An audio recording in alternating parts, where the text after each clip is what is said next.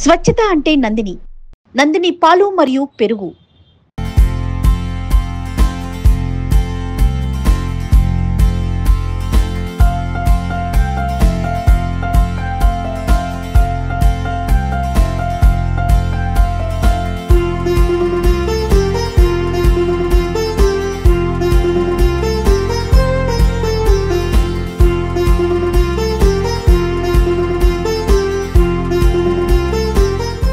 ఒక సీఎం ఒక పేదవాడి ఇంటికి రావాలంటే చాలా పెద్ద హంగామా చేస్తూ ఉంటారు అధికారులు. బేసిక్‌గా ఒక సీఎం కలవడానికి పూర్తిగా టైట్ సెక్యూరిటీ ఉంటుంది, హై సెక్యూరిటీ ఉంటుంది.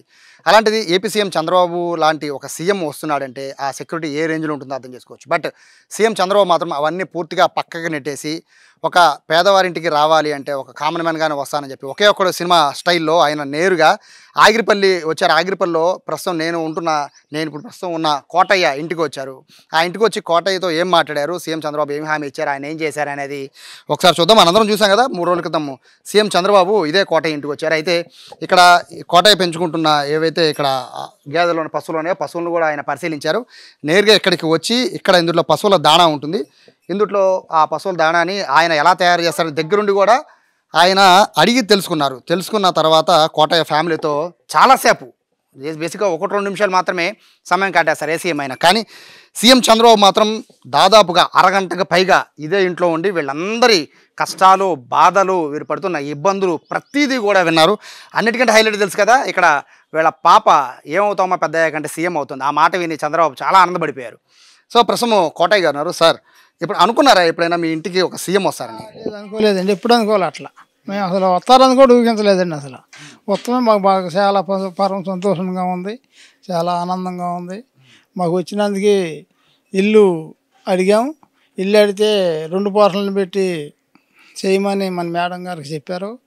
అంతా మాకు సమయంగానే చేశారు. పశువుల గురించి అడిగారు. పశువుల గురించి అడిగితే పశువుల గురించి చెప్పాను. మొరాజాతి ఒకటి ఉంది, మామూలుది దేశపాళి 2 ఉన్నాయి. తర్వాత పాలు ఎందుకు అని అడిగారు. ఇట్లా కుడితే ఇట్లా కలిపి పెడతామండి మేము, నానబెట్టి 8 గంటల ముందు నానబెట్టి పెడతాం. తర్వాత నేను కలుపుతుండే సార్ కూడా కలిపారు. తర్వాత మళ్ళీ వచ్చి పాలు ఎందుకు ఎత్తాయి అన్నారు. 5 లీటర్లు ఎత్తుందని చెప్పాను. ఇది ఎందుకు ఎత్తుంది అన్నారు. ఇది 7 నుంచి 8 లీటర్ల దగ్గర ఎత్తాయి అని చెప్పాం. అక్కడి నుంచి లోనికి వచ్చి మాకు ఇట్లా ఇల్లు అడిగితే ఇల్లు సెలక్షన్ చేశారు. చేసి మీరు శుభ్రంగా ఉండండి, మీకు ఇంకేయో పశువులకి సంబంధించి ఫారాలు కూడా అంటే నాకు కాదు, బయట అసలు మామూలుగా లోకంగా పెట్టేస్తాము అని చెప్పారు. చెప్పి వాటికి పాలు పిండే మిషన్ కూడా ఏదో వస్తుందంట. ఆ మిషన్ కూడా 10 మందికి ఒక గ్రూప్కి ఇస్తామని ఒక మాట చెప్పారు. మరి 10 మంది కలిస్తే కానీ అది ఉపయోగపడదు, ఒక్కడికి ఇది అయ్యేది కాదు అని అనుకుంటున్నాను.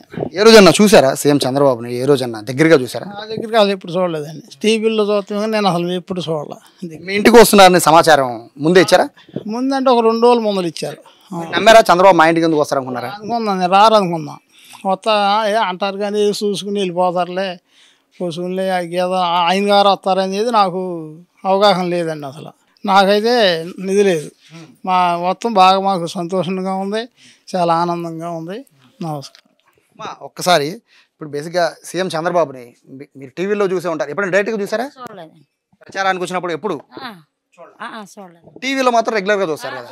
సో అలాంటి వ్యక్తి, హై సెక్యూరిటీ ఉన్న పర్సన్, దేశంలోని హై సెక్యూరిటీ ఉన్న ఒక సీఎం మీ ఇంటికి సాదాసీదా మనిషిలా మీ ఇంటికి వచ్చారు. అట్టే వచ్చారండి. ఎలా అనిపిస్తుంది ఒక సీఎం మీ ఇంటికి? సంతోషంగా ఉందండి, చాలా ఇదిగా ఉంది. మీ అంతా జాయింట్ ఫ్యామిలీ అని అడిగారు. జాయింట్ ఫ్యామిలీ అన్నాం. 2 ఇళ్ళు కట్టించి ఇస్తామమ్మా అని చెప్పారు. సరేనన్నా. గొర్రెలు అవి చూసారండి, గొర్రెలు కూడా కొంచెం సాయం చేస్తామన్నారు. ఆ పాప మీ మనవరాలా అండి? మా స్కూల్కి వెళ్ళిందా పాప? స్కూల్కి వెళ్ళిందండి. ఆ రోజు అందరూ బేసిక్గా సీఎంతో మాట్లాడడం భయపడిపోతూ ఉంటారు కదా. మీ పాప ఏమవుతావు అంటే సీఎం అవుతానంది. ఎలా అనిపించింది మీకు ఆ రోజు? నాకు సంతోషంగా, కానీ ఆయన ఒకవేళ బాధపడతాడు అనుకున్నాం మేము. ఆ మాట అనేప్పటికీ ఆయన నవ్వాడు. నా సీట్కి ఎసరు పెడుతున్నాం అన్నాడు ఆయన. నవ్వారు సరే. ఎలా అనిపించింది అమ్మా సీఎం మీ ఇంటికి రావడం? అంటే బేసిక్గా సీఎం అంటే హై సెక్యూరిటీ ఉంటుంది, ఒక్క నిమిషం కూడా ఎవరు గ్యాప్ ఉండదు. అలాంటి ఆయన దేనికో వేరే పని మీద వేరే కార్యక్రమం కోసం ఆగిరిపల్లి వచ్చి మీ ఇంటికి వచ్చి మీతో ఇంటికి వచ్చినందుకు సంతోషంగా ఉందండి మాకు. అసలు మేము ఎప్పుడు చూడాలి ఆయన్ని, మాకు సంతోషంగా ఉంది ఆయన వచ్చినందుకు. ఏమన్నారు మీ బంధువులు ఏమన్నారండి? మీ బంధువులు వాళ్ళు ఏమన్నారు? ఏమన్నాను, మీకు చాలా అదృష్టం ఉండి వచ్చారు, అసలు మీ ఇళ్ళ కొత్త ఉంటే చాలా ఘనంగా ఉంది అది అన్నారండి.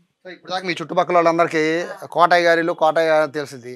ఇప్పుడు మీరు ఫేమస్ అయిపోయారు, మొత్తం యాగిరిపల్లి మొత్తం కూడా వస్తున్నారా? చుట్టుపక్కల వచ్చి పలకరిస్తున్నారా? అండి వచ్చినందుకు కొంచెం మాకు ఇల్లు కట్టి పెడితే చాలని చెప్పామండి. మాకు ఇంకేమైనా కావాలని కోరుకోమన్నారు. మాకు ఏం వద్దండి, మాకు 2 ఇల్లు కట్టి పెడితే చాలన్నారు.